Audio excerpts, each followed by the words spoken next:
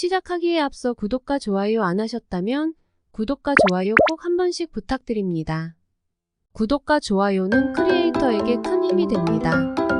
제게 큰 힘을 주셔서 감사드리며 바로 시작합니다. 물음표가 느낌표로 바뀌었습니다. 토트넘의 새 사령탑 엔제 포스테코글루 감독을 향한 찬사가 이어지고 있습니다. 토트넘은 26일 영국 본머스의 바이탈리티 스타디움에서 열린 프리미어리그 3라운드 본머스와의 원정 경기에서 2대0 승리했습니다. 포스테코글루 감독은 개막 후 2승 1무 3경기 연속 무패를 달렸습니다. 주포 해리 케인의 바이에른 뮌헨 이적으로 토트넘은 올 시즌 중위권으로 예상됐습니다. 물론 이제 첫걸음마를 뗐을 뿐인데요. 그래도 고무적입니다. 토트넘은 선두 그룹을 형성했습니다. 승점 7점의 웨스트햄, 아스널과 함께 나란히 승점 7점인 상황입니다. 현재 토트넘이 2위, 골득실에서 뒤진 아스널이 3위에 위치했습니다. 포스테코글루 감독은 본머스전 후 TNT 스포츠 스튜디오에 출연, 토트넘 출신인 피터 크라우치와 첼시 레전드 조코를 만나 나눈 인터뷰가 주목을 받고 있는데요. 세계 최고의 감독 펩 과르디올라 감독 관련 발언이 나왔기 때문입니다. 토트넘은 본머스전 승리에 앞서 지난 주말인 20일 맨유와의 홈 개막전에서 2대0으로 승리했는데요.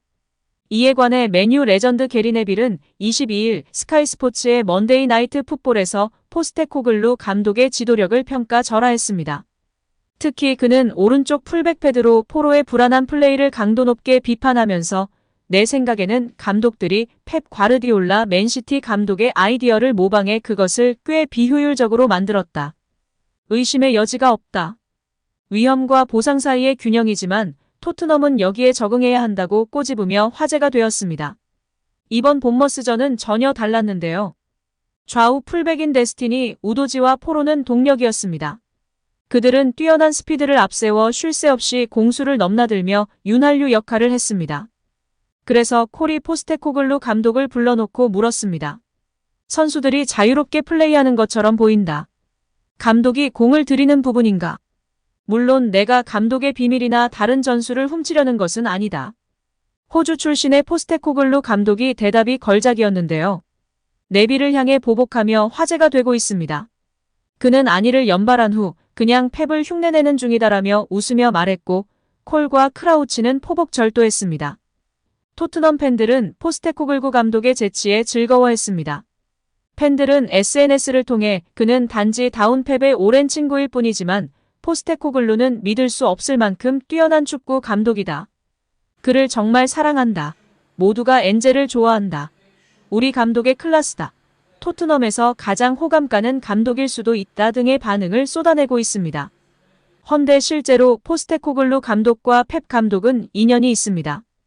포스테코글루 감독이 일본 요코하마에서 감독할 때 맨체스터 풋볼 그룹 산하여서 펩 감독과도 함께 이야기 나눈 경험이 있다고 합니다. 함께 축구계 전반과 전술과 철학에 관한 이야기를 나눈 적이 있었고 서로 좋은 기억을 갖고 헤어졌다고 합니다. 이후 셀틱 회장이 감독 선임을 앞두고 펩 감독에게 추천받은 감독이 바로 포스테코글루 감독입니다.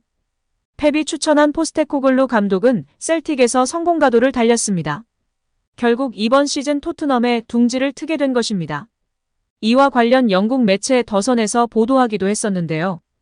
영국 대중지 더선은 포스테코글루가 토트넘 감독직은 맞는데 핵심적 역할을 한 인물은 펩 과르디올라 맨체스터 시티 감독이다라고 보도했었습니다.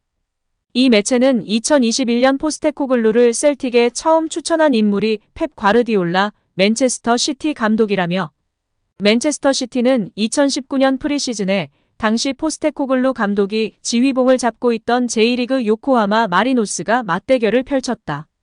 당시 펩 감독은 포스테코글루 감독과 많은 대화를 나눴고 좋은 관계를 유지했다고 보도했습니다. 또 과르디올라 감독은 포스테코글루를 셀틱 사령탑으로 적극 추천했다. 그가 셀틱에서 지휘봉을 잡지 않았다면 토트넘에 올 일은 없었을 것이라고 했습니다. 과르디올라 감독은 포스테코글루의 토트넘 취임과 관련한 현지 매체와의 인터뷰에서 또 다른 뛰어난 감독이 오고 있다.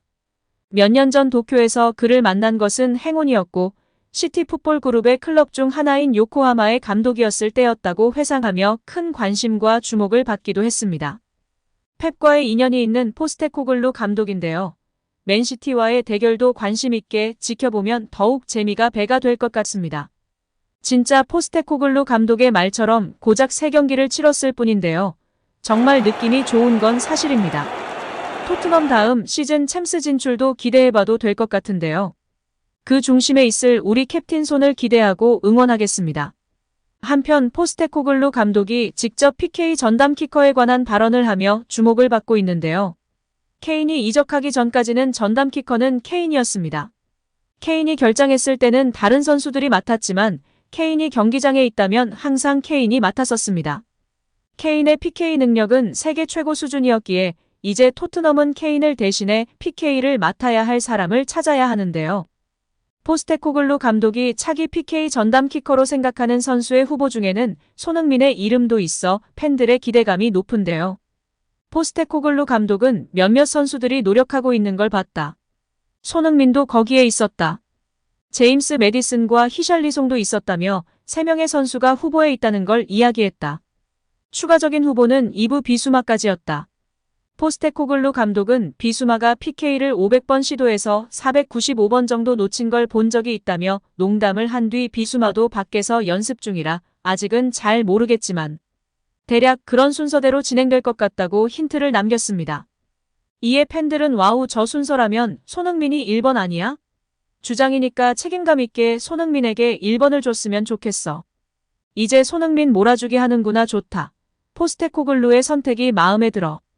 무조건 손 캡틴이 1번이어야 해 등의 댓글을 올리며 만족감을 표현하고 있는데요.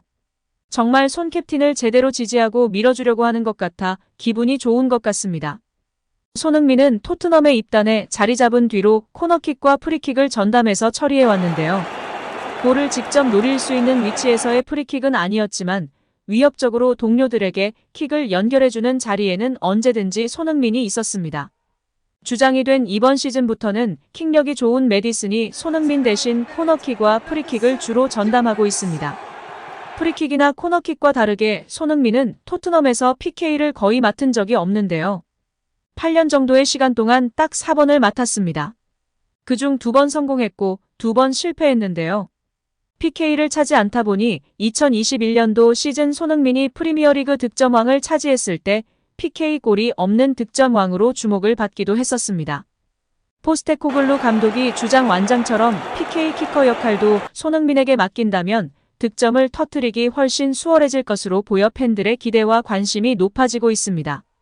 오늘도 시청해주셔서 감사합니다. 늘 건강하시고 더 좋은 영상으로 찾아뵙겠습니다. 구독과 좋아요도 잊지 마시고 부탁드립니다. 감사합니다.